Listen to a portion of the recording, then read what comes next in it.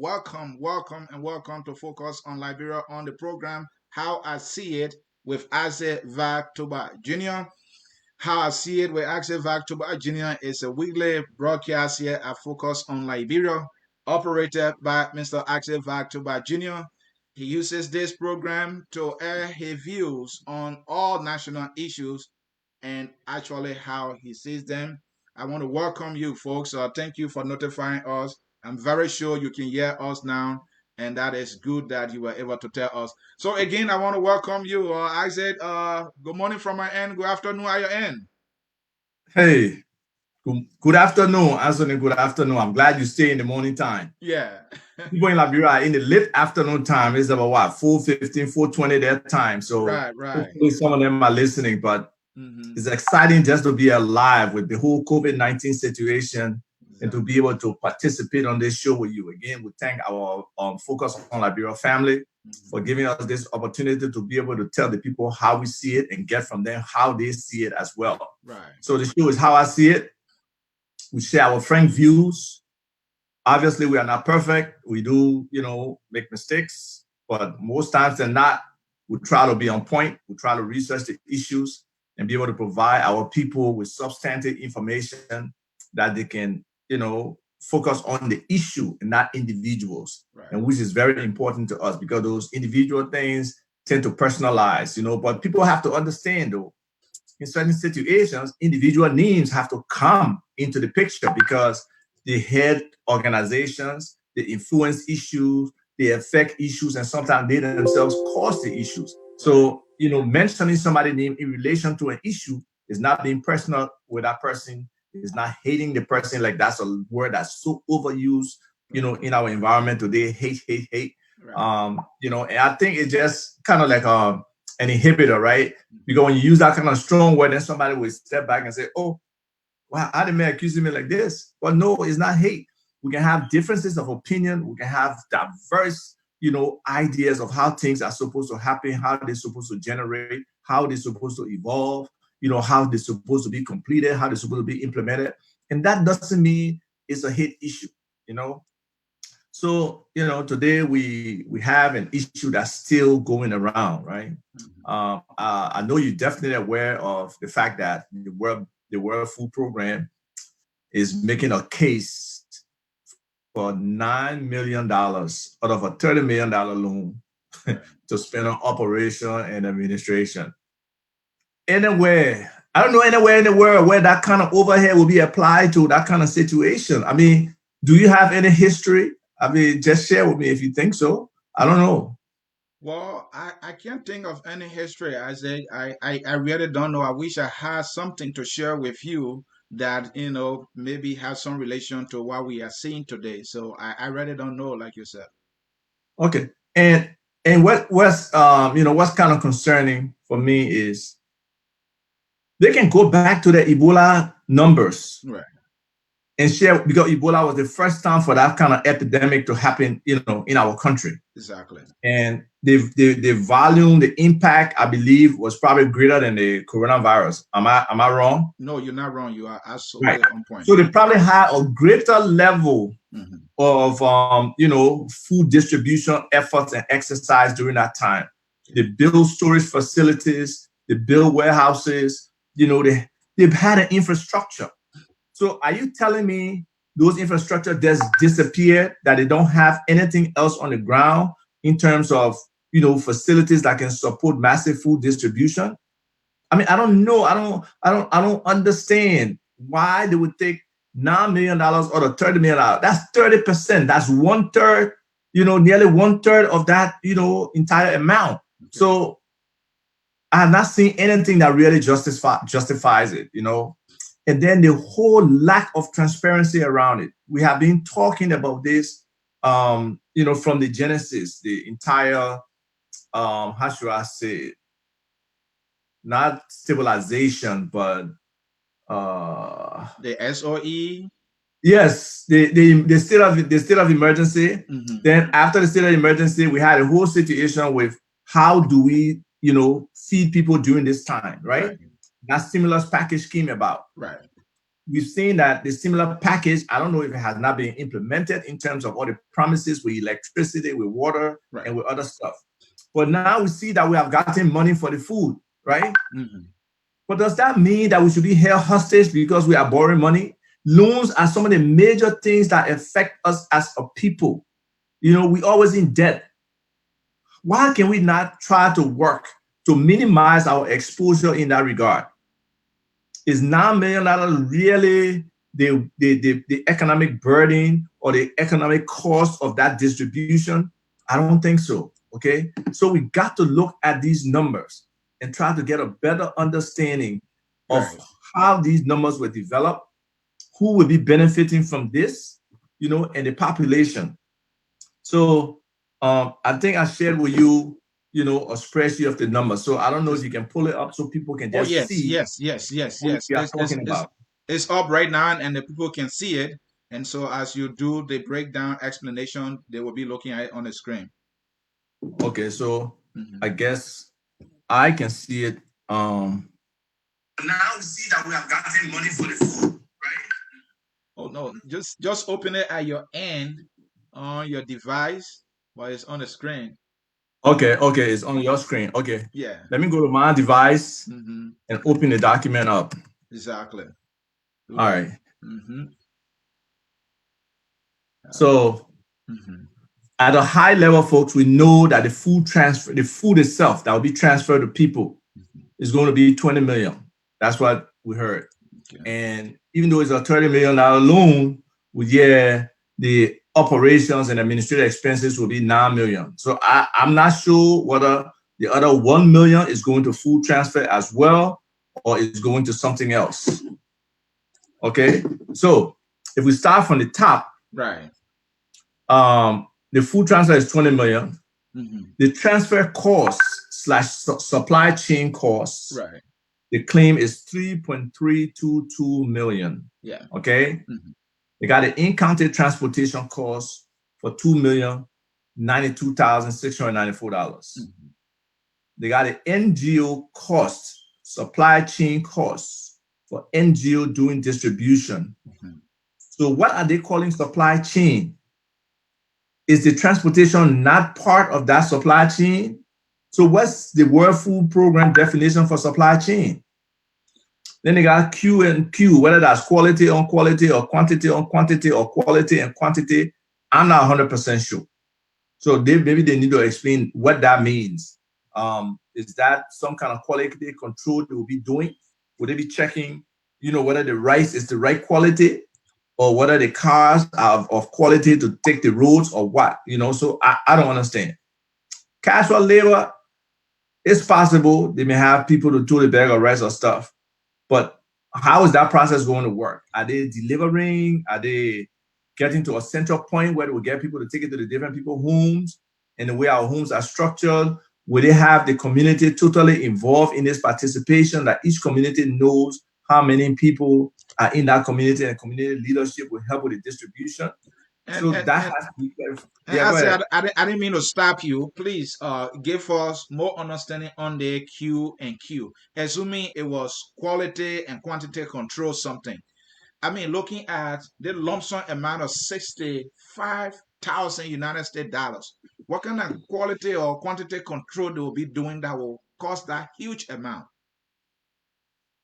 Again, for the other amounts, that amount are the small amount, right? Yeah. 65,857. Right. So that's the small amount, even though we don't understand it. Right. So we have a comment that the USA built those facilities, but regardless, the infrastructure is there. That's what we're saying. So it's not like the World Food Program has to rebuild those facilities.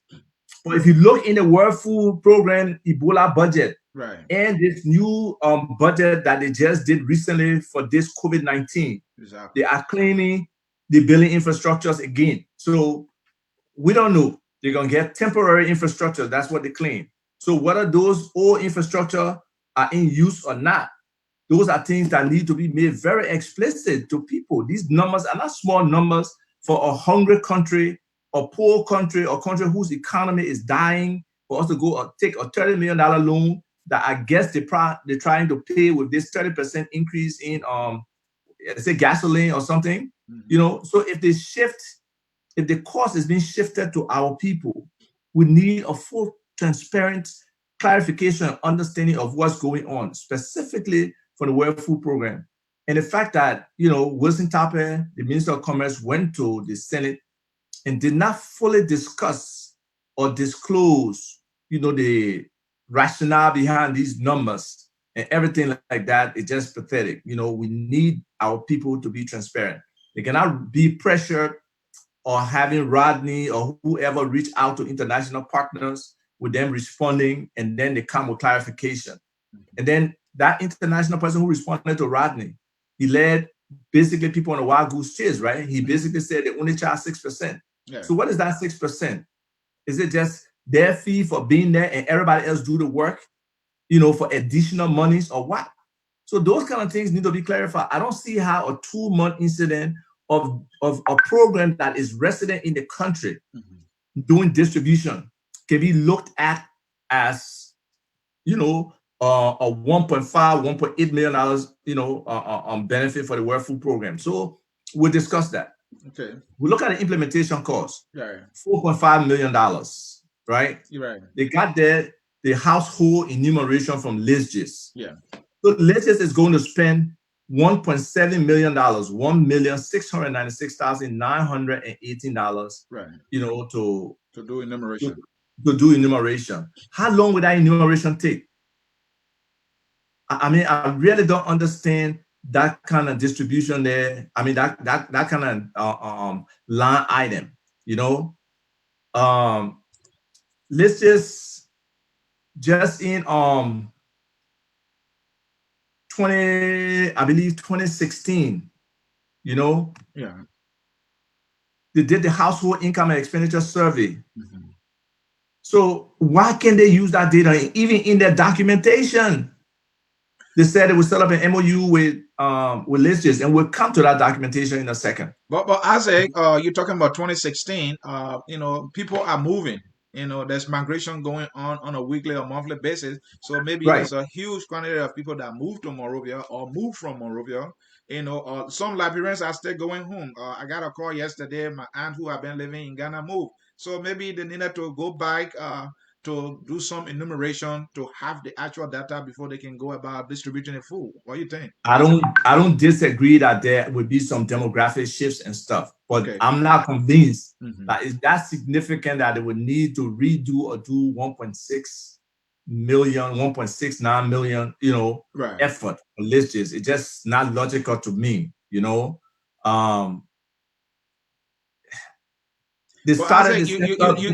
looking at this document. You are a number guy. The impression I'm getting here is that these people are just throwing money around, to justify that they are working without taking into consideration that numbers you're looking at here. These numbers are huge. Is that what I'm getting from you? Well, a question. That's why I need more explanation of these numbers. They got to break these numbers down and be clear. What the total volume of food is? It 7,800 metric tons? How are they spreading it across the country? In the document, they are saying they're focusing on 4 primary areas, and then they'll do some with the Southeast. Right. So, that whole transportation cost. How many trucks? How many bags are right each truck? This transportation cost is huge. The total, they said more than nearly 2.5 million people. Right. How are they managing that 2.5 million people? Are those people primarily in America, not America, but in Monrovia? Is there 1.5 million of those people? What's the breakdown of that population? We'll get to that in a second. Okay. So, it's essential that people understand these numbers, that these international people cannot just send these numbers to us and just expect people to swallow them, especially from the onset where they don't share this information. So the direct support costs, direct support to this process is $659,566. In my mind, when I hear direct support, I see all the physical things they need to do. But then they say that indirect support is 1.1 million. That's where they get the 1.8 million, which is the 6% of whatever they do. The 6% of $30 million. That's that 1.8 million. So I said, my question is, which one constitute direct and which one constitute indirect? And again, my perspective of direct costs is whatever they will expend to directly implement this project. The indirect cost to me is the back end side, whatever the additional overhead is with regards to also this project using some light, they're probably using some water, this probably using XYZ. That's how I see it. So they need to explain that breakdown better. And we go to the email from the email that went out, plus the article from Rodney Sieh, that kind of provides the explanation from the World Food Program on the breakout of this information. You know, but I want to share with you the country plan, right? Yeah. On the right side of the country plan, and I try to align it with the numbers out there. Right. So the country plan initially, as of July 2019 to December 2023, right? Right. They were going to target 175,000 beneficiaries over that time frame. Exactly. They were going to transfer $31,639,995 worth of food to people. Right. For implementation, they said $10 million. Okay. You see the time frame? Yeah, I look at 2019 to July 2020. Right. That 1 year. 2020 to 2021 at 2 years. 2021 to 2022 at 3 years. 2022 to 2023 at 4 years. 4.5 years they will spend $10 million. But they won't tell us, say, in 2 months they will spend $4.5 million. Okay. So they need better explanation of what's the difference between that implementation cost over there and the one they have here. Okay. Then direct support costs. For that time frame, they got 5.4 million. Yeah. Okay. For us, for this short time frame, they got 6.659, 659,000. Right. There's a little disconnect there too. Why is the direct cost so much more here? Okay, what is missing from it for this time frame versus what they're doing right now with coronavirus? Then the indirect support for that time frame, we got $3 million. I can't hear you, Ansony. Are you listening, Ansony? Yeah, I'm listening. Go ahead. Okay. For that same time frame, they got $3 million, right? Yeah. For this couple of months, they got 1.153 million. Right. So again, that's another disconnect in terms of the numbers being aligned. So that total project, what it started off with, was $50 million, $50,169,000. Now, sometime in late April, they did an analysis. Supposedly, they were to increase the budget because they were going to provide COVID-19 food for people for 2,065,000 Liberians. Right. Okay. And that cost would have been $35,764 worth of food, $764,212 worth of food that would be given to Liberian people. Somehow that food amount dropped to $20 million. At that time in the budget, they said the implementation will be 1.195 million, which is $1,195,684. So what changed from them being able to do this at that budget level of 1.195 million to now 4.5 million? Okay. And if you just look at that budget, you can extract from there and see that there's some things that were added. In terms of direct support costs, they didn't have anything there in their adjusted budget. They had zero. Indirect costs, they had 2.2 million. Maybe that's let's see if we do 6% of that, 6% of that initial food amount and see what it is. Okay. Right, it's close. So 6% of that initial food amount is 2.145 million. Okay, so let's do 6% of the total and see if that's how they do it, because sometimes people do the base and sometimes they do the total.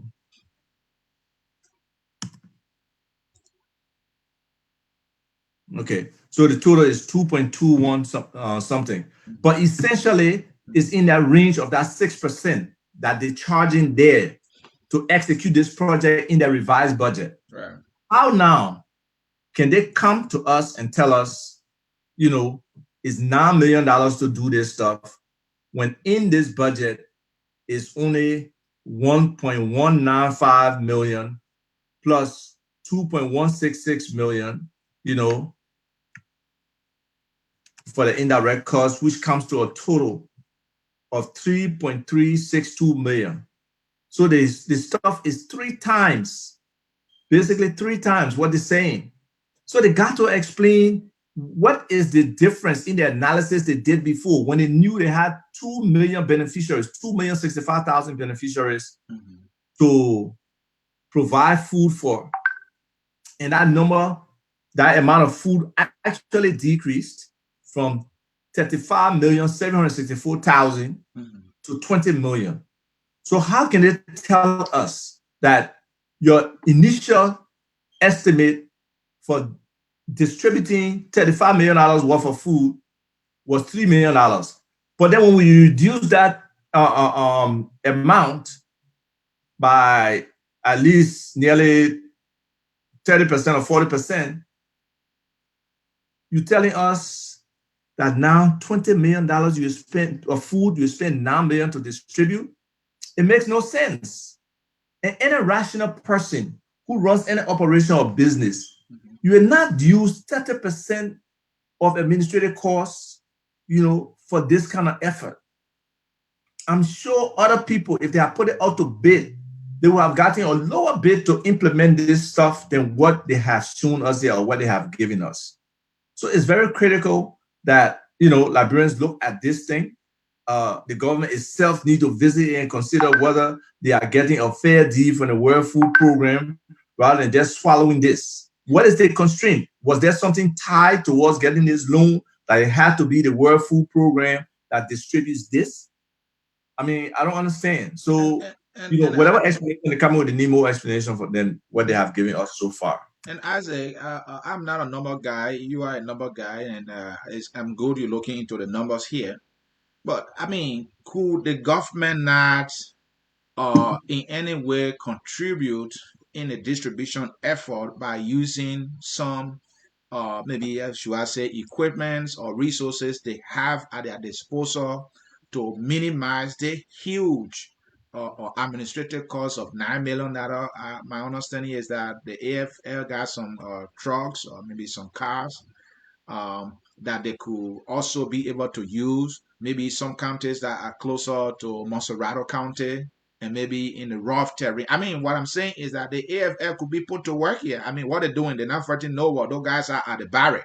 If we could utilize the AFL and whatever equipment or trucks that they have on hand, they could save a whole lot of money right there. And your point is so solid, Why are they not trying to bootstrap with existing capabilities, existing logistics, and incorporate them? And then if they need additional, they can add that to it. There's some things on the ground. It's not that the ground is just totally empty. There's some things on the ground. So how are they doing this? What NGO are they bringing? Is it their usual partners or something? They themselves, they created a document. They revised their country strategic plan, right, in terms of the budget and in terms of the approach to this, right? Right. So in the regular plan, they have two primary activities. Okay. Activity one is to provide an integrated, inclusive, and gender transformative school feeding package to food insecure and nutritionally vulnerable school children, right, including take-home rations for adolescent girls in a way that relies on and stimulates local production, homegrown school feeding. That's laudable. That will encourage small farmers to produce, Liberian food for these children. That's wonderful. Then they have a second activity. Activity number 2. I'm trying to get to it. Activity number 2. Provide an integrated emergency food and nutrition assistance package to vulnerable households affected by disasters or other disruptions. And that's exactly where this COVID-19 food situation falls in. So they are thinking, right? Ahead of time, they have a situation where they already think about the emergency situation and the potential. So they already have some kind of budgetary allocation to handle that emergency situation. Exactly. It will not be much because they were not expecting something as dramatic as what we have here with this coronavirus thing. So if I visit the budget and see, I'm trying to find out if I can see the budget to see year by year what they probably had. They don't have that distribution year by year of what activity $2 amount is,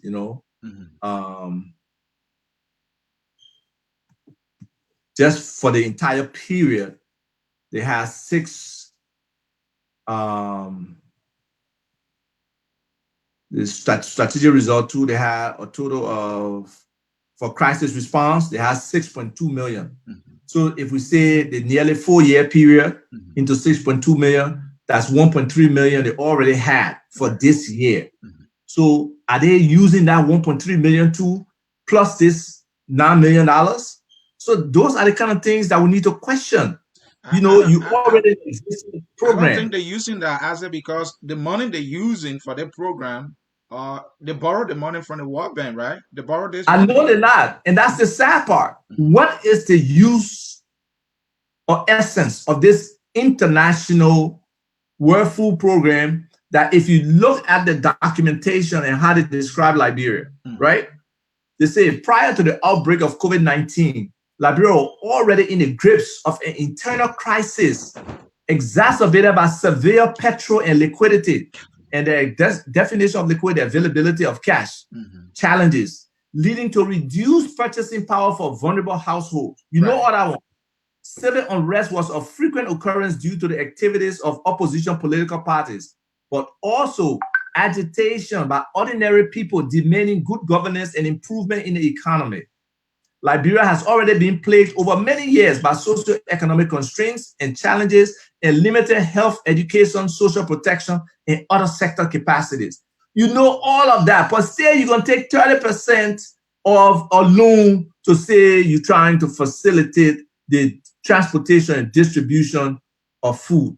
I mean, either these guys are predatory or they don't care for Liberia, and it seems like our leadership just swallowing everything coming from them. And as you would think that the contribution of legacies will help to even minimize the cost, but you see that it's even adding to the cost. So will the inclusion of, let's say, our Red Cross, would that have also increased the cost, or would that have also helped, or reduced the cost? I don't know where to go. I mean, these guys are not saving any money here. No, there is no sense of fiscal responsibility in this budget. I'm sorry. So in there they say World Food Program will provide logistics and emergency telecommunications assistance to the government and other partners to enhance coordination of the emergency response. Right. So where is that provision of logistics and emergency telecommunications that they are providing on their own, right? Right. I don't know. In support of containment measures, World Food Program will provide over 2 million people in the 4 counties on a lockdown with general food distribution assistance to ensure that households have access to food throughout the lockdown period. The BR, which is the budget revision, also allows flexibility for extension of assistance to target beneficiaries beyond the 4 counties should it become necessary. Right. World Food Program is already shifting from traditional school meals to take-home rations amid COVID-19 related closure of schools, using resources on a strategic outcome number 1 of their country strategic plan. Right. Okay. So number 5, they say the proposed budget revision is required to allow the World Food Program to urgently scale up crisis response on a strategic outcome number 2, activity 2 of the Liberia country strategy plan, where social behavior change communication, SBCC, will be introduced, focusing on general health, nutrition, and COVID-19 preventative measures, and incorporate a service delivery component through a new outcome 4, activity 4. So, yeah, on paper, they're saying some good stuff, right? But when it comes to the financials, they don't make sense. They're acting like they have no infrastructure over there. They're not going to be doing anything. So what really is this World Food Program doing to build the Liberian government $9 million? You know, look, the And, government and, need to look at this thing. and I said that brings me to the question of the bigger picture of a organization, NGOs in Africa, but let's be specific to Liberia. So these guys have been in the country for years and years, and we don't see anything. So we have to reevaluate the whole aid thing in our country because we stay hungry despite all the aid Oh, but organizations. from the beginning, from the time I read Dambisi's book about dead aid, you know, I have my own perspectives, especially in terms of, you know, this whole administrative thing and what is the impact of aid money in our country and Africa in general, or just third world countries, right? Right. What percentage really impacts the people of aid money? You know, nobody say that people shouldn't make the salaries or so, but the administrative cost of aid is huge. The return to the people is limited because the folks take their money off the international people. Right. Our own government scrape some off.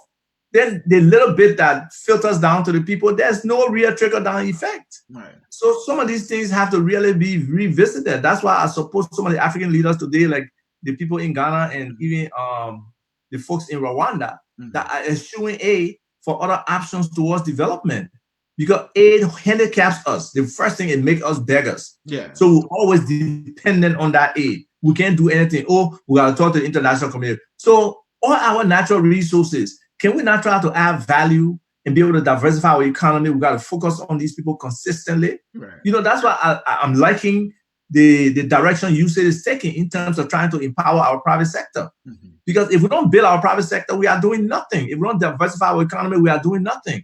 We need all of those things to factor. And I just hope it will not be another international scheme where there will be funds coming in to diversify, and it will not be billing Liberian businesses in terms of some structural improvement in the financial, accounting, you know, operational, their strategic plans, and just their vision for scalability and growth. You know, if those things are not happening to position these Liberian companies with a, you know, in a position of strength, right, that they can be able to sustain themselves in terms of the economic activities that will be prevailing, then it's a useless exercise. So we really wish that some of these things that people talk about can come to fruition, because we need change. So you look here, you look here to say the following, these are the changes that the World Food Program is envisaging in terms of this project, right? Expansion of World Food Program beneficiary caseload and related transfers in line with changed operational context on a strategic outcome number 2. A new strategic outcome for service provision will be introduced and will affect the line of sight. Provision of common services through service level agreement on a full cost recovery basis to the government of Liberia, United Nations agencies, funds and programs, and non-governmental organizations. Yeah, they say they want their money for whatever they do. That's fine. But you can't try to put your finger in our eyeball. Adjustment of supply chain rates, reflecting new additional beneficiaries and revised transfer modalities targeting COVID-19 affected populations. World Food Program will be reinforcing its operational capability by increasing its food storage capacity to approximately 7,500 metric tons to accommodate interventions under activity number 2 relating to COVID-19 response. Purchase of mobile storage units, warehouse equipment, and recruitment of additional staff are also envisaged. We understand that. But why can't you cut out some of this storage thing by doing a just-in-time, as you need this rice that when you take it from the seller's warehouse, as opposed to coming to have to store, you know, stuff in additional warehousing. So just the whole process of how they want to implement this thing is not clear. And as to that point you just made, right? So this is an emergency aid that is needed. The country was locked down. The lockdown came to an end June 10. The people are no longer on a lockdown. So you're using trucks to transport this rice. Let's use your county, Riverside, for example. If you show up to Riverside, correction. Riverside is my birth county. My county is Colorado. Okay, so it's still your county. But let's use Riverside as an example.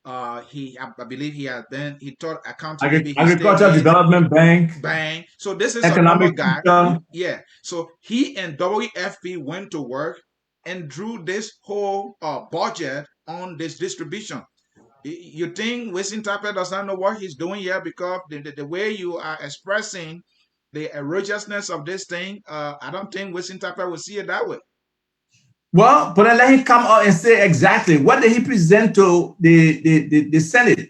He spoke to them. Yeah. He also present a breakdown. He also show this budget that we see today. Right. So just in an offhand way, say World Food Program charging $9 million and we spend $20 million for food. It's not adequate. That somebody of his caliber, no, he should have done a detailed presentation to break down this whole, implementation of this food transfer program for people. Right. He has not done that, And now, what are we hiding behind World Food Program because they're an international organization?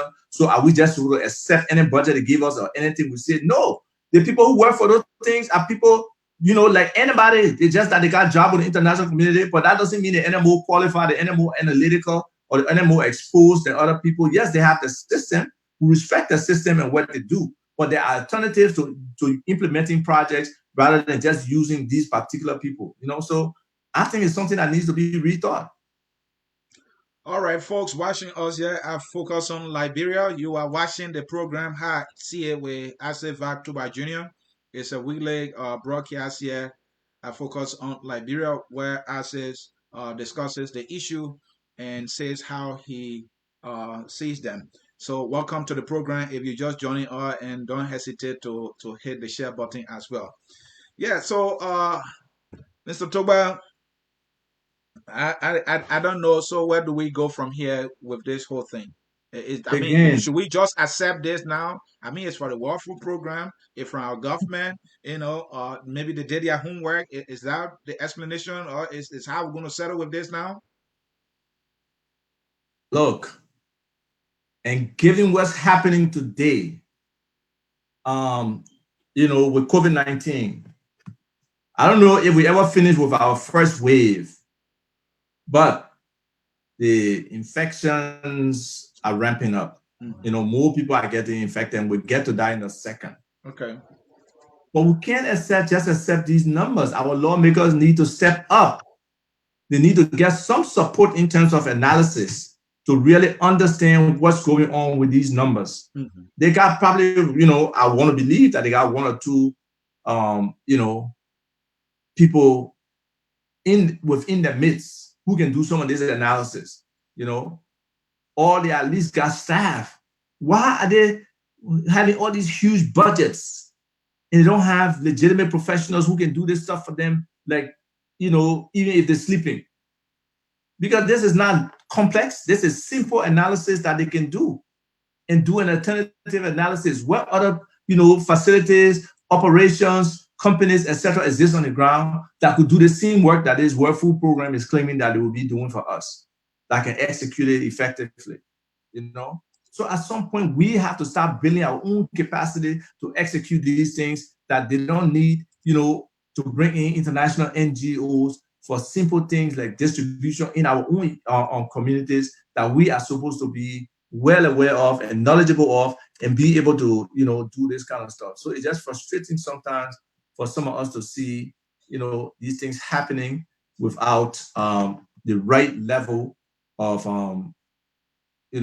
input from our domestic people. It's frustrating. Another thing, I want to bring to your attention is youth unemployment in the country. The fact that we don't have the kind of economy that can support the employment of the youth. Did the government miss an opportunity here to put the youth to work, at least for a little short term, so that they could get something for themselves? Sometimes I wonder if youth is even in the vocabulary.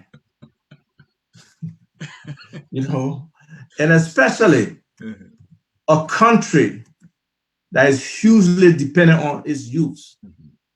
A government that came to power on the back of the youths.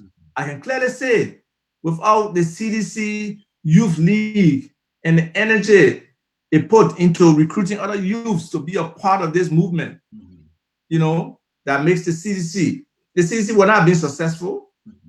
So for that population, I'm not talking about just the youth leaders getting jobs. I'm talking about that youthful population. There should have been significant effort to make a difference for these people and try to keep them happy.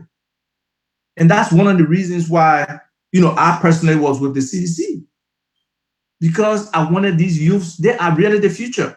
We have to bridge that gap, that relationship. Some of them have gotten some level of education in a vacuum. It's not enough. We need to bring more other exposed and experienced Liberians to build relationships with our youth. And that's what when we're talking about the Liberia integration and transformation movement, those are some of the things. We don't really have good mentoring in our country, in our environment. We don't have good volunteerism. There's just so many different qualities that we need to interject into the fabric of our country to ensure that, people are more involved, people are more participatory, people can build a new level of nationalism and patriotism to be able to move Liberia forward. We need passionate people who can help some of these young people, not just look at them negatively, but look at them as the future leaders that we have in this country. Because when our time on this stage is gone, these are the people who will carry it. Yes, we'll not be here to see what the impact is, but our children will be around, our children's children will be around. And there's a back to Africa movement that is slowly emerging. People want to come back home, and we have to be able to expand our country, our vision, our mindset to incorporate those people. We have a huge bunch of people in the diaspora, in the Liberian diaspora, who are at that retirement age or are right now retired. How can they come back into the Liberian economy? They represent a huge amount of disposable income. They represent a huge amount of investment income. They represent a significant amount of skills and talent. Yes, they're on their last legs, but some of them are fit, some of them are healthy, some of them are able to contribute. Well, how can we facilitate an environment where we can integrate our people in a way that we can work together and coexist? Like I said before, we don't all have to agree on the same things. No, we can have divergent views. But if we all believe that we want a better Liberia, then we'll be able to, at some point, use the democratic process to say, okay, this idea gets the maximum number of, approval votes wherever, and is the one we all rally behind because we all want a better Liberia. The tourism sector, that's a youthful sector there. There's so many opportunities there that we can start little by little and build on and be able to see that we can employ our youth in the hospitality sector, in the guide sector, in the, arts and crafts sector. There's just so many things that we can do to boost up our economy, attract foreign exchange, and to, do some of these things that other countries are doing in terms of their development efforts, their infrastructure development, their road development, their healthcare system development, their education system development, So until the government is really conscious of the need to really help these youths explore their potential and try to maximize it, we'll just be, another country that the human capacity is very low, the skills development is basically negligible, and just floating. All right, Isaac, I now that you have cleared your chest on this issue of $9 million distribution, let's pivot a little bit to some politics. You are getting in the political context here, but maybe before we do, I want you to respond because the government has given its official response to the $9 million, right, through the Deputy Minister of Information for, I think, Press and Public Affairs, Eugene Lamin Fagon. And Fagon is speaking on behalf of the government, is justifying or explaining that, hey, if a capital calls you, if you call a capital to do your door, and the capital is saying to you, hey, you will pay $5 for me to hang your door, but your 2x2, your chicken wire, and and all the materials, the nails, all that will cost you $15. That is not for the capital. That's the material cost. The capital is only charging you $5 to hang your door, to do the labor, and that is why it is. And so the WFP only charging this, I believe, 1.2%, 1.2%, right? I don't know what, no. The 6%, the 6%, sorry, 6%, which is right. 1.2 million, right? No. 1. 6 times 3 is 18, 1.8 million. 1.8 million. Thank you for that correction. So Fagon is saying this is what actually it is. WFP is being paid just that 6%. The rest of the cost are just the materials, the labor, and all that. So the government is not giving them that $9 million as we are making it to sound. Your response? I respond using Fagon, you know what he's talking about. Okay. It's just simple. So what is the World Food Program doing for that 1.8 million? The input into the process is the food. Mm-hmm. That food money clear, 20 million, right? Yeah. So what is this door that they're hanging? Let him break down the effort that the World Food Program will be doing. Is it just they just charge because they charge, because they got a title, they're an international organization? What specifically are they doing? What super logistic scenario or plan are they creating that will cause that 1.8 million? Because I see other people doing transportation. I see other people doing triangulation, which I don't think is necessary. Where are you collecting data from to validate something for what? For what? You know, I see the distribution by somebody else. I see the physical labor by somebody else. I see the household enumeration, which is, in my mind, is basically already done, you know, and there has been, it's just also about see the NGO cost. The NGO cost. So, I mean, what are they doing for this amount? I just do not understand it. So I think you need to, you know, really break down those numbers. If you understand them, let them give us the budget notes or the specifics of each of those line items and how they go about. But, you know, I wouldn't want to dwell on that. We just want to make it clear that not because an international organization says something, it means, you know, it's just acceptable or is at the standards that we're supposed to accept. Right. And I could be totally wrong, that everything could be so great, the numbers could be fine. But show us the number, demonstrate to us, convince us. But 30% of $3 million in order to implement or distribute and transport $20 million worth of food, you know, show us how that works. You know, show us how that works. All right, let's come to politics a little bit. We gone 58 minutes. You know, the program is always for 1 hour. You are running. Somebody reached out to me, and actually, and I watched the show when you and Joe Jackson and Zakama appear on Seku's show, and I listened to the show that night because I know you are a friend. So I wanted to hear why you had to say. I listened to the show. So you care for your country just because you're friends, so you're watching the show? Well, I want to be honest. I watched the show for that. I have to be honest about it. Thank you. I appreciate the friendship. And I wanted to know why you had to say, and I listened to you, and then I was processing it, and some friends that called me, someone told me, your friend Isaac, who is running, or who intend to run, did not help himself. I said, why you mean by that?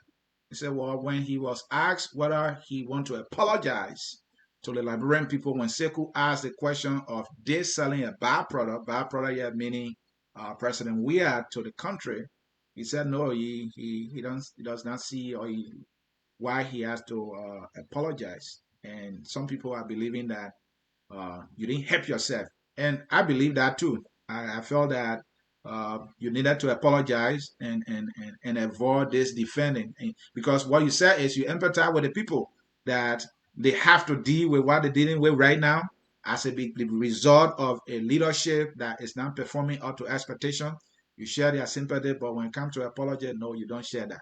So I agree with them. So again, do you share any thoughts of apology for what that is I don't know what the significance of apology is. Okay, I'm sorry this situation is there. Okay, the precept that I was talking about is him saying we're selling a bad product. In my heart, when we were pushing the CDC and the change and all the stuff we had on paper and we're talking about, right, never believed that it's a bad product. Like I was selling people or fooling people to do something. No, I sincerely believe that we have made a difference. I don't think this government is reflective of what we were trying to do. I really don't. The lack of transparency, the lack of accountability, the people who make up the structure of the government. You think I expected what his name? Emmanuel Shaw to be advisor to the president? You think I expected Aji Bernard to be advisor to the president? Do you think I expected Omele Wabudeke to be a governance and then to come to LACC? Do you think I expected what's his name Bajaga Finlay to be Minister of Foreign Affairs? Do you think I expected Eugene Lambo to be Minister of Information? Come on. Well, at least you expected Fagon, right? I don't even want to test Fagon. Fagon at the lower level. I don't want to test Fagon. Let Fagon stay. Fagon, my man. Fagon, all right. Let him stay there. Let him make, let him earn his keep. That's what he's trying to do. Okay. But the reality is, President, we are shifted from whatever vision we had, whatever we felt we worked for. And I think you did the same thing, So, if they say, oh, I'm sorry because Liberian people suffering, yes, I'm sorry. I'm miserable. I'm disappointed. All of that. But to say I saw you a bad product, I don't think so. What turned out is not what we were selling. No. What is happening today is not what we talk about. You were a member of the CDC yourself. Right. Is that what you were selling? No. Thank you. So you make my point. So if you differ with me, if it's a matter of saying, oh, you humble just to say sorry for sorry's sake, anybody can say sorry for sorry's sake. But are they sincere in a sorry to say I saw you buy a product just to appease people for votes? I don't think that's the case. I think we should be real and practical about these kind of things and not just be trying to massage egos or to say sorry for sorry's sake. Am I disappointed? Am I disheartened? Am I sorry that Liberian people feel today, like the guy from Lofa who was on my show the other day telling me it was 200 for a bag of cassava, today is 800 or 400% inflation? Do you think I'm happy? But no, I'm miserable. I'm sad. I feel for the people. But that's not the point to just appease some political egos, to say, oh, sorry. No, I will engage the people one-on-one and talk to them. If apology is what they are demanding, there's nothing wrong with saying, oh man, I'm sorry, but no, in my heart, I didn't sell a bad product. When we won this election, things shifted, things changed. What my expectations were was not what we have seen over the last 2.5 years. And I'm not going to take that responsibility for the actions of other people right now who are imposing maybe unnecessary hardships. But if they're genuine hardships, let them really explain to the people why some of the policies they have taken that are affecting the people today. Some of the things the government did, I agree with, because I believe we needed to harmonize salaries. But I don't believe the way it was done was the right way, because it seemed like the people on the down end of the salary spectrum got the worst impact than those who have higher salaries. So that's different. To push you further, my partner Dennis Javier has a parable that he uses all the time, that we often blame, when we stump our toe, we often blame where we fall and tend to forget where we stump our toe. So these people are saying, hey, have you not initiated the process of putting forth a candidate who turned out to do things differently than you expected? We will not be talking about this. Your response. Well, I won't say I initiated the process. I supported the candidate, but I won't say I initiated the process. But if the blame is to say, oh, because you supported these people, you are wrong, yes, then that is a fact, because it's not what I expected, so it's wrong. But to say I sold somebody a product, in my mind, I was selling a faulty product. It was not a lemon I was selling at the time. No, so it was something. Can you now say that you were wrong for setting up or assuming that you had a good product? Are you wrong now? Your product you sold. Obviously, that what has manifested, what I thought we were going to do and what we're selling, no, it hasn't come through. Okay. So I understand that thing, but for me to say I sold you a bad product, that means I knew the product was bad, I was selling you a bad product. No, the product turned out to be bad, and not because of what we did, because the person who driving that car or whatever did some things differently from what we expected to have done as a group, as a team. And that's where we are. But if it's just a matter of, oh, say sorry, oh yeah, sorry, I would say sorry, but what does that do? What does it do for you? If I looked in a camera today and say, hey, my people, I'm sorry, I apologize, or I'm sorry, what does that change? At least that's a symbol of the empathy you talk about. No, Because but they are hurting. I did say I have the empathy. All right. So sometimes people say sorry, they didn't even mean it. You run over somebody, a child leg, you break the leg, and say sorry, and then you just keep going. No, I'm trying to do something about it. I'm trying to show the people that there's a different way that we can work together to be able to move our country forward and not just get stuck only with what this government is doing. There are other options out there. There are ways to hold them accountable. There are ways to push them. There are ways to analyze the budget. There are ways to, bring them to investigate some things, in a very formal way. There way, I mean, what kind of the recast budget? Give me one example of anybody in a Senate or anywhere that assess whatever they did there. They just signed it. Yeah. 5G speed too. So you got to be able to convince the people that we got to look at things with more scrutiny, more due diligence. We can't just let everything just pass. No, we've got to see the interest of the people. All right. Let go 5 more minutes and then we'll shut it down. And okay, so let's talk about the coronavirus. Let's talk about the coronavirus. Okay. So go ahead. We got the update today, right? Yeah. We now have a total number of confirmed cases, 542. The active cases are 259. The deaths stay at 33, and they've been at 33 since June 14th, which is a good sign. Okay. The total recovered. Did you say June 14th? Yeah. Yeah. Since today's the 18th. Is that a good time? Just 4 days a good time? I'm saying you have no new deaths, so you gotta be happy. No new person dying in 4 days. All right, yeah, okay. Yes, over the last 4 days, nobody else has died. Maybe we have a higher recovery rate. We're hoping. Okay. So there's 250 total recovered people. But the concern is we have 26 new cases, and now we have 107 new contacts under follow-up. Yeah. And the total contacts on the follow are 1,067. So that's the scary part. And this is happening just about the time the SOE now is over. And that is what's really scary. Do we really want to see when we are on a rise? So let me give you some numbers, right? Right. Since June 4th, only one day we had a single-digit increase. That was on June 16th, 2 days ago. Okay. But since June 4th, the new cases were 13, June 5th, 11, June 6th, 14, June 7th, 11, June 8th, 13, June 9th, 14, June 10th, 13, June 11th, 11, June 12th, 25, June 13th, 12, June 14th, 40, June 15th, 11, June 16th, that's when we had the 7, we came down. Right. Then what we got today? How many new confirmed cases? 26 new confirmed cases today. Right. So since that, June 4th, we have 221 cases. Okay? So just in 4 to the 17th, that's 14 days. Right. In 14 days, we have nearly half, or let's say about 40% of the total cases. That means we are trending upwards, and we are trending upwards at an increasing rate. And that is very scary, my brother.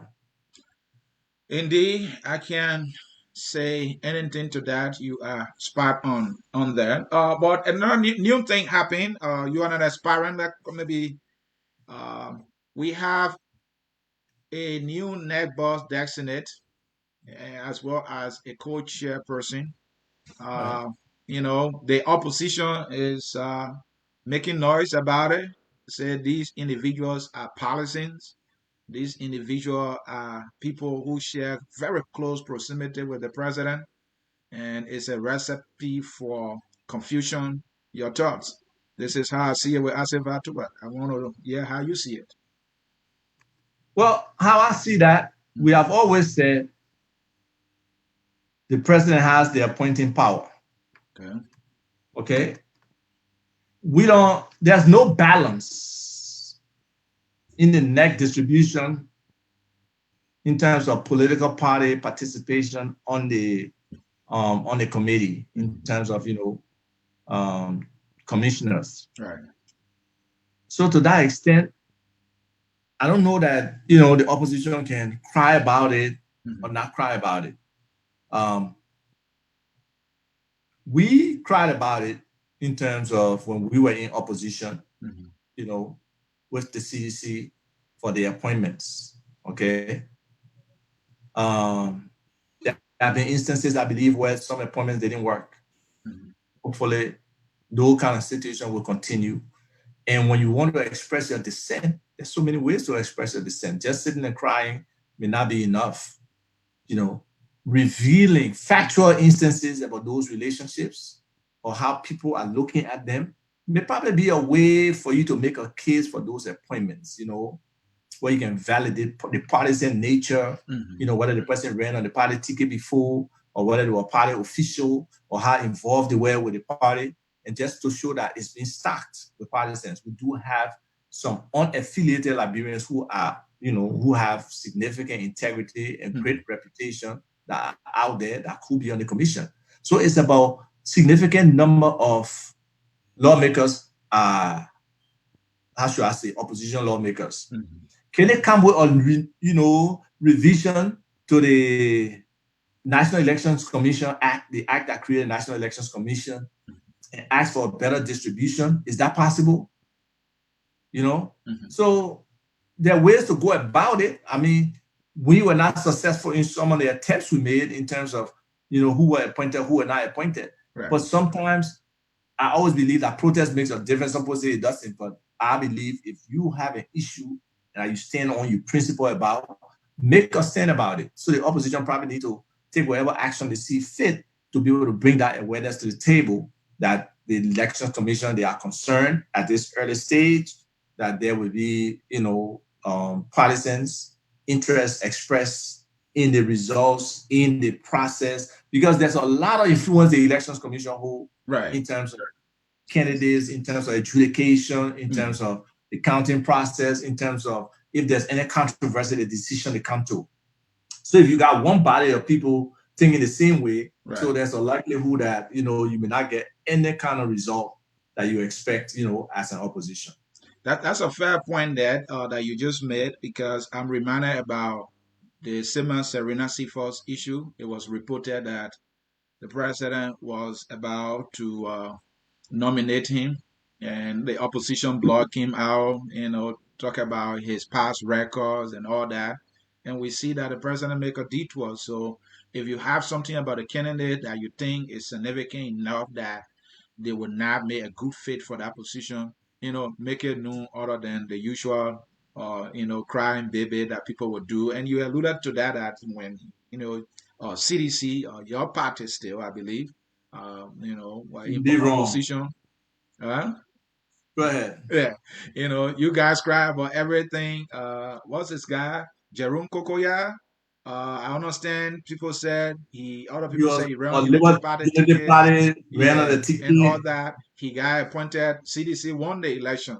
All right, and even a recent election, Darius didn't won the election, even though CDC were in power. We know that politics, people will always have something to say about whatever decision made. But my personal opinion is that the woman has significant experience. We should just ask that they do the right thing and follow the numbers. If the numbers are in favor of a particular candidate, let the person win, because the history of going or doing otherwise in our country has cost us dearly. And that's why we should ask this individual, to do. And it is a fair point that, hey, if the person does not have the credentials, the person does not have the reputation, of course, we should highlight those things and say to the appointing power, this person is not a right fit because of XYZ, and then let us make progress. Right. I mean, the new commissioner or the new chairman, she's an experienced person on the commission. Right. She's been there for a little while. Right. I personally don't have a problem with her. I don't know enough about her in terms of her background or her competence, but I know she has some institutional knowledge of how the operation runs. Right. I know the other person he appointed, Tipla Reeves. I know her personally. I think she has also done some consulting work with NEC. She's experienced and stuff. So I have no problem with the appointments itself. You know, the appointments that the president have made. I have no problem with those appointments. But if the opposition can prove that, you know, there's a significant level of partisan interest there, and be able to make that noise now, that maybe there could be some kind of change or something, you know, they could be successful. Who knows? But initially, they had issues with some of the people who were appointed with Wabudeke. Right. But it could have been a diversion where everybody was focusing on Wabudeke. Yeah. And the constellation was, okay, approve the other people, we'll move Wabudeke.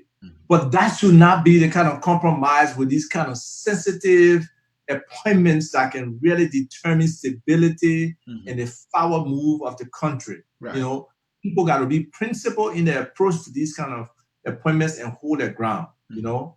So what can we say? At this point, I believe the legislature will confirm those nominations, and those people will be the officials that we have to, you know, respect as our leaders for the National Election Commission. All right. Finally, you are an aspirant. There are some observation in some quarters that though you are still a member of the CDC, your decision to run independent smells like the CDC usual strategy that Akara Gray talked about from the recent representative election where they had this guy who actually was a sedition, but the leadership chose John J. Weah over him. He ended up beating John, and CDC said our strategy where we have two candidates. Is that the case here with Vah Tukpah? Not at all. I've tendered my resignation into the chair of the CDC. And I said that on the Sekou Kane show. So if you listen to the show, you're only concerned with, what should I say, byproduct, and not concerned with the rest of what I said. No, that is a total fallacy, and that may be people trying to use it to their advantage. But I'm not a seditious anymore. In my heart, maybe in terms of the policy of the CDC, what we have on paper, what we're playing, I still subscribe to those principles. I still love the seditionists, who, especially those who have been marginalized or not, no light has shown in their direction, and to use the internal word, they haven't been stratified. They are still out there in limbo, not understanding the direction of the party, and, you know, all the other issues that the party may have. You know, yes, I empathize with those, but right now I'm an independent, totally independent. There's no kind of conniving. I don't believe in that in terms of trying to play around the Liberian people's minds and stuff like that. This is an effort, it's an uphill battle for me to be an independent candidate, to, you know, contest against the quote unquote, you know, front runner and the force of government coming to try to support a candidate to unseat, you know, whoever the current incumbent is. No, my effort is independent. I have a message for the Liberian people in terms of where I think our directions should be going. We get into, now that we have decided that we are a candidate, we focus on building our base, and will not make dumb decisions. We have some smart people with us who will assess the situation at the right time and make those necessary decisions of continuation, or, you know, just backing out of the process. And that's the thing. You know, some people say, oh, don't enter the race. Why? What is that about timing? It has to be more than timing. There is never a right time for anything. You got to take that first step and start moving that direction and find out the obstacles, the hindrances, the roadblocks, the challenges, the complications, and be able to see what you have that can overcome those things. And if you don't have them, you got to be honest with yourself and the people who support you and say, you know, it's better to fall down and to be ready to do things differently as we move forward, or we have a chance here. Let's continue this pursuit and maximize our opportunity to do what we have. So, you know, let the opposition or those who are, feeding false rumors to people about this being some kind of strategy to, for me to run and the CDC candidate to run, and no, and from the kind of person I am, even if I was a CDC candidate, I would still be doing the right thing for the people of Liberia. I would not be succumbing to anything nefarious or against the interests of the people. So, it's just a moot point. I don't think it's valid. And I hope now you understand where I stand, where I'm going, and what my thought process is. Thank you. That is a breaking news. I did not catch that part until now. So if you are monitoring our broadcast here, we are transitioning into our breaking news studio. And the headline there is Vah Tukpah Jr. resigns from the CDC. So it is official. If you want to see that headline, it's right there on the screen. And we are in our breaking news studio. Folks, in cyberspace, this time we have transitioned from HOW-I-C-8 with Vah Tukpah to the Focus on Liberia Breaking News Studio, and I am in charge now. So I can exit, right? I can exit. No, you can't exit because I got you. You can't exit because I got you. Hey, folks, Vah Tukpah has just made it official here that he has done it in a resignation from a party that he put a lot of work in over the years. He has resigned. He has resigned from the CDC. This is a breaking news for all of us. We wish Access well in his political journey. We know this decision was not something that he took lightly, but it is why it is, and we have to make progress. So, Vah Tukpah Jr. has resigned from the CDC. That is the breaking news we are bringing to you live from right here, Focus on Liberia.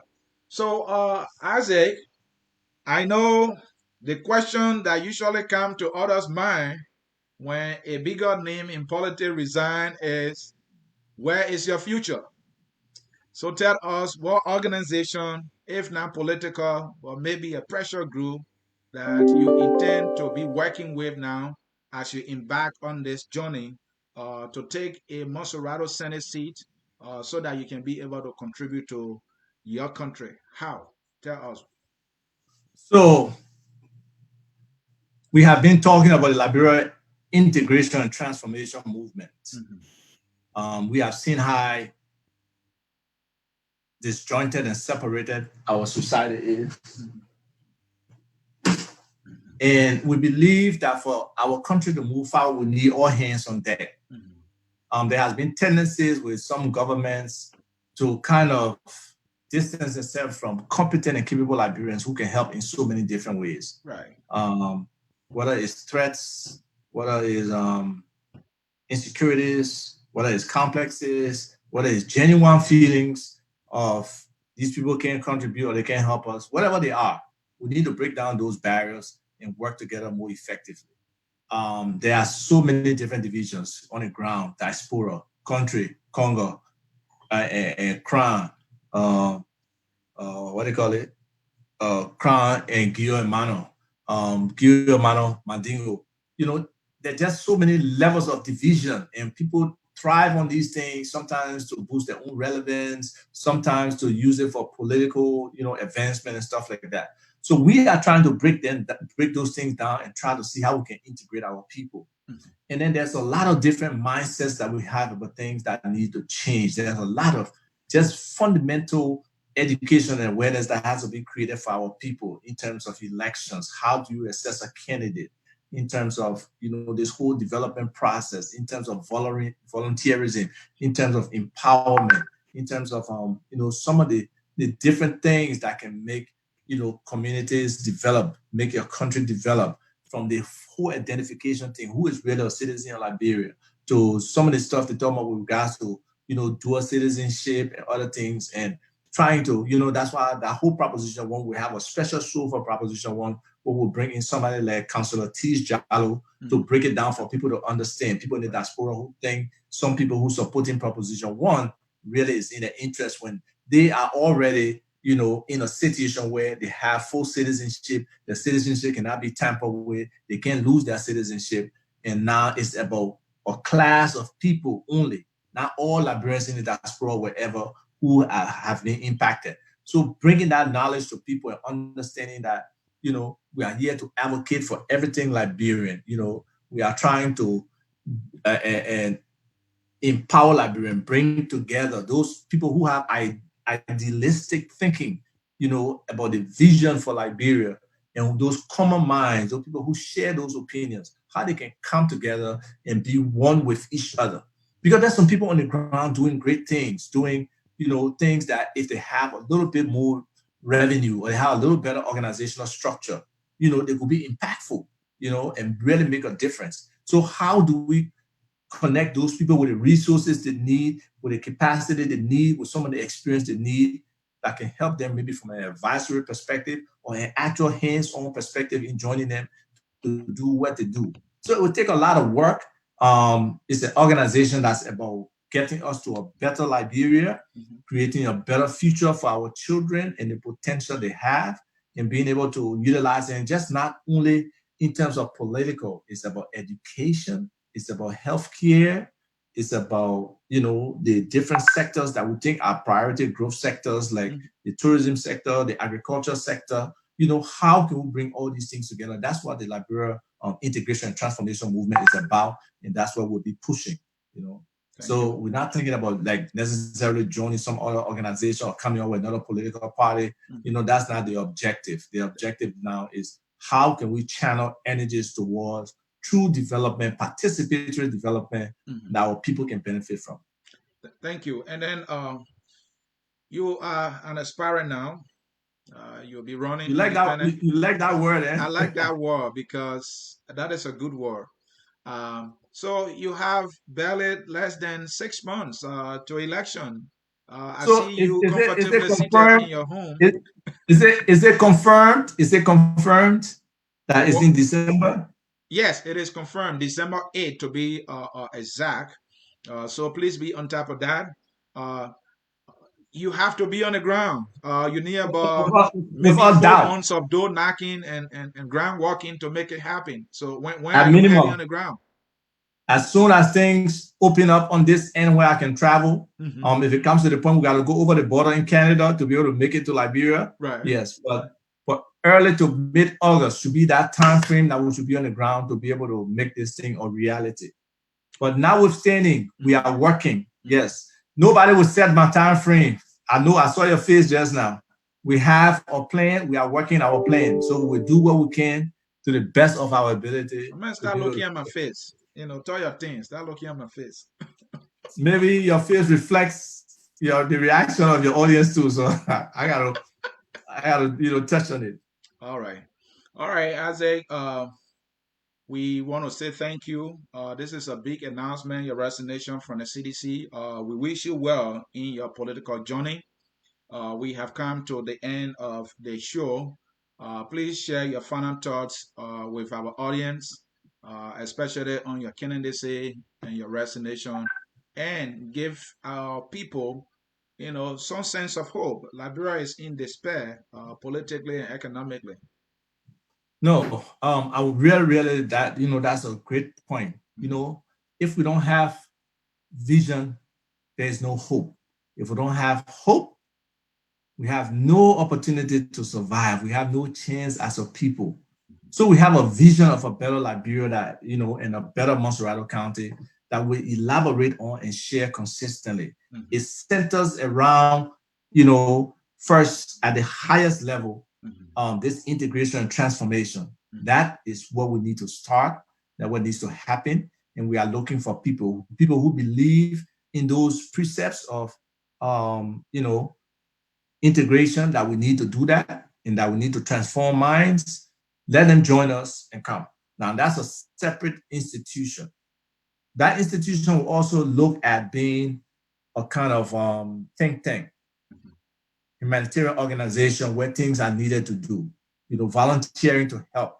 And that organization want to build a good partnership with government, with international organizations and all of that, because, it has a lot to contribute, and we hope we attract a significant number of professionals on the ground and in Liberia to participate in this effort where we can integrate our people, so that we can work together, because a lot of people say Liberians don't even like to work together. We don't trust each other. So we got to build that magnet of trust, which is a nationalism that we all rally around, right? Where we are attracted to, whether we like to or not, we just stick to it because of that magnetic force. And then we try to get closer to each other and work on all of these different things. That organization also can be able to say, based on the ideals we have, our values that we have established, our mission and our vision, that this one politician, this one candidate or so aligns with us, and we can endorse that candidate to participate. And that's why, I'm reaching out to organizations like the Movement to Make Liberia Better, right? It's a new movement that's starting. They got some similar things, even though we got slight differences. But eventually there can be coalition and associations around these kind of thoughts that we are sharing, that we can be able to work together. But I reached out to them to get their endorsement as a candidate, So some of that kind of stuff will be happening. But overall, this is an organization that will seek to integrate and integrate our people and transform the minds of those who need to be transformed for us to be able to be renewed and start to build our country in the right direction. So there is hope. The economic opportunities for Liberia are huge in the agriculture sector, in the tourism sector, in the value addition of our natural resources in that, natural resource sector, as well as just the service sector and the technology sector. Liberians are smart people. I don't care what people say. It's just that many of the youth today don't have the kind of foundation that people like us had earlier. But some of these youth take the initiative to research, to do some things, to get exposed, to engage with international people, that they can build their own portfolio and be able to be competitive against, people from other countries. And we've got to respect that. We've got to try our best to enhance the capabilities of these young people to reach to their maximum potential, because the potential is huge. Then also, we look at people on the athletic side.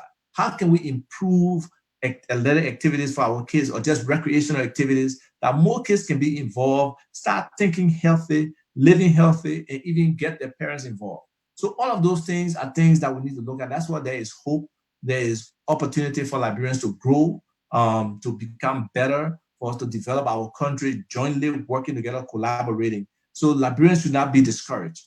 What we need to do is focus on, like I said, at the high level is integration and transformation. Then at that next level, we talk about good and open governance, that we can really start to demand that government is transparent.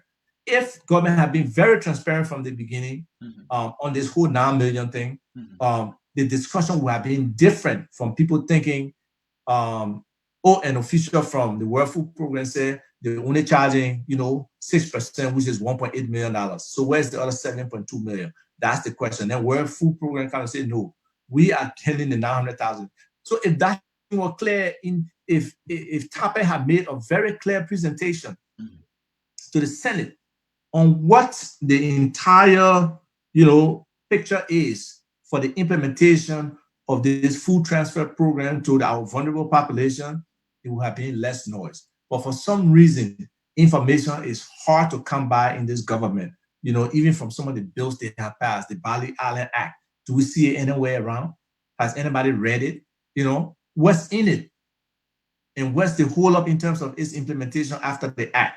So those are things that, we don't have to enforce the Freedom of Information Act for. This government should be willing to give information when it happens, as it happens, by our law, so that people can be clear and understand that they're not trying to hide something. The investigation on the 25 million that map up, where is that report? It's being done. Where is it sitting?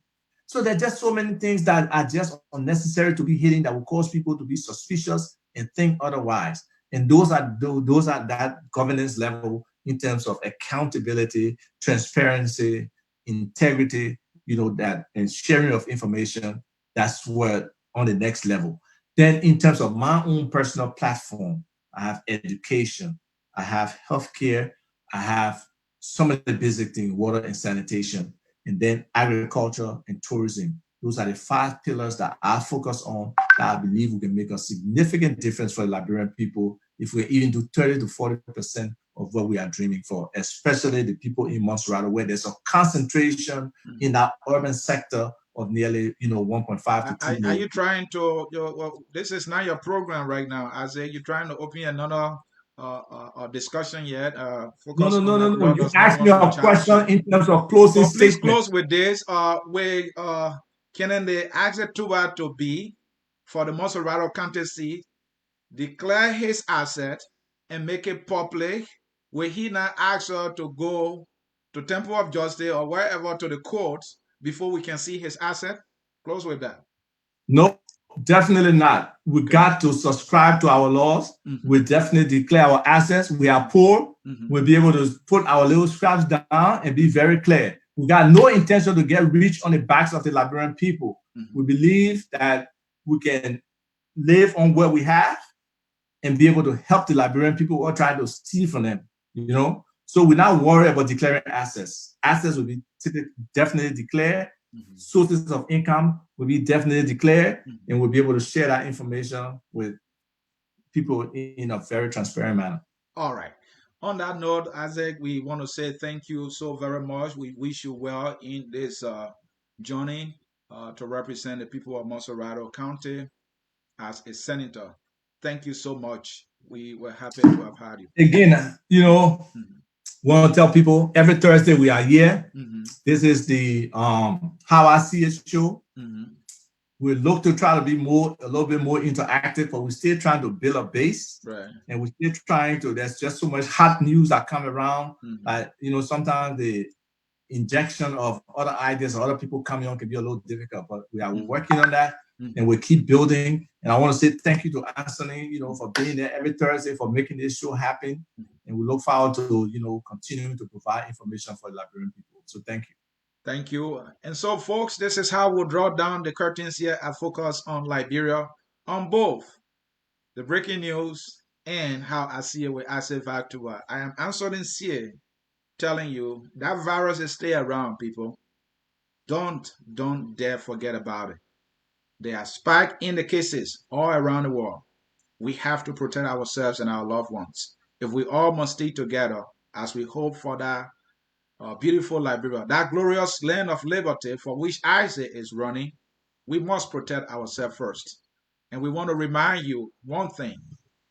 Remember that we are all Liberians and Liberia is our home. That is the sun that is taking us home. Bye-bye for now. This is Focus on Liberia.